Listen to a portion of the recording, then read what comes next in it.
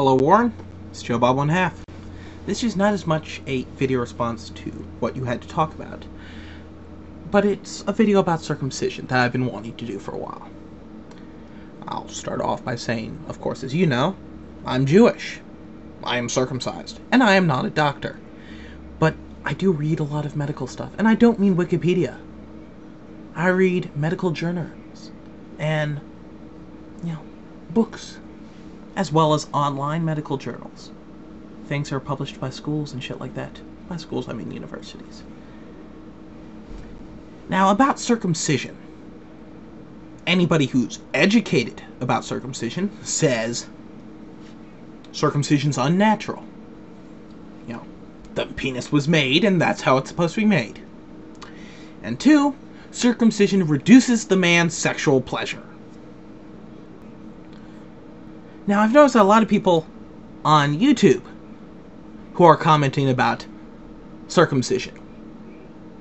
First off, the videos I could comment on about it, because I've never done a video on circumcision, I've never mentioned circumcision as a video, is on my videos about Judaism, about Nazis, and about the British National Party.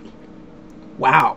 You can't beat me in a discussion about Judaism, you can't beat me in a discussion about Nazis, you can't beat me in a discussion about the British National Party, so you're going to change the subject to circumcision. Wow. Anyway. So, what do these people say? They don't do the intelligent thing. They say Jews are sick pedophiles who like to mutilate children. It's the same shit that, that non-Jews said about Jews 100 years ago. Forget, of course, the fact that most civilized countries in the world practice circumcision in the majority. 80% of the United States, 60% of Canada. I'm sure most of Great Britain, though I don't know the exact numbers on that. I'm going to tell you what I've read about circumcision. Now, first off, I've never once read anything that says that circumcision is unhealthy. I've read things that says it's unnatural, but I've never read anything that says it's unhealthy. I've heard about it being done wrong, but that's different. I've never read about it being unhealthy. I've read about it being inconclusive whether it's healthy or not, and I've read that it is healthy.